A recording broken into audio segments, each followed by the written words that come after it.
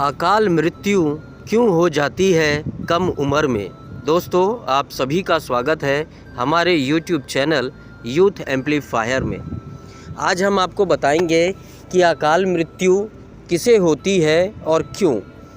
लोगों के अक्सर सवाल आते हैं, अकाल मृत्यु क्या होती है, अकाल मृत्यु के कारण क्या हैं, अकाल मृत्यु क्यों होती है, अकाल मृत्यु किसे होती है, अकाल मृत्यु के संकेत, अकाल मृत्यु से बचने के उपाय, अकाल मृत्यु के लक्षण क्या है, क्या मृत्यु का समय टल सकता है।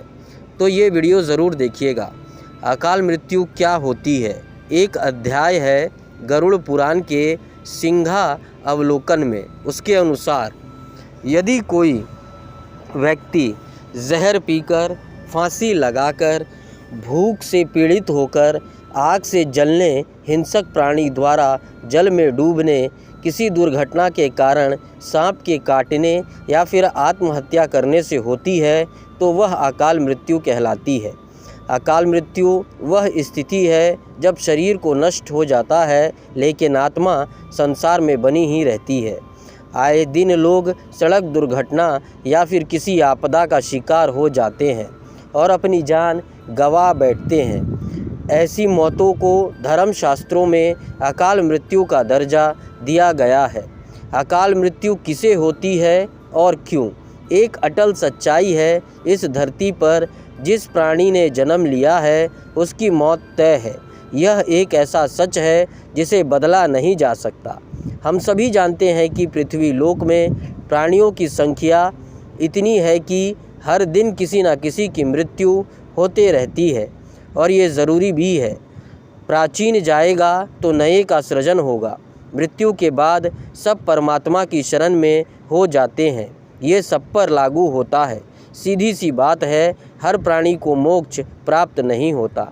इनमें से कुछ ऐसे भी होते हैं जिनकी आत्माएं सदियों तक पृथ्वी लोक में ही भटकती रहती है।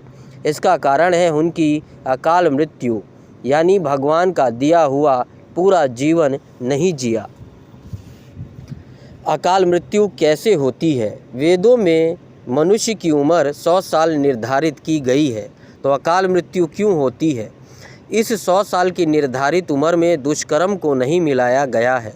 मतलब इंसान की मृत्यु तभी होती है जब उसके पास धर्म कार्यों के लिए शक्ति नहीं होती या फिर उसका शरीर उसे धर्म कार्य करने की इजाज़त नहीं देता या धार्मिक कार्य करने लायक नहीं रहता। इससे अलग जब कोई व्यक्ति अपनी इच्छा से धार्मिक कार्यों को त्याग देता है तो पृथ्वी पर उसके जीवन की अवधि कम होती जाती है।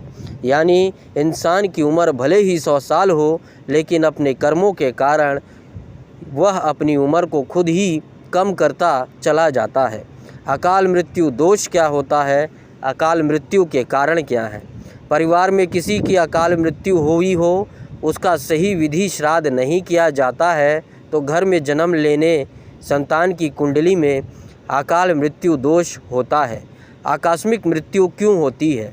वेदों में मनुष्य की उम्र 100 साल निर्धारित की गई है, लेकिन जब कोई व्यक्ति जानबूझकर धर्म का त्याग कर देता है, उसके शरीर में इतनी ताकत नहीं रहती कि वह धर्म कार्य कर सके, तो व्यक्ति की अकाल मृत्यु हो जाती है।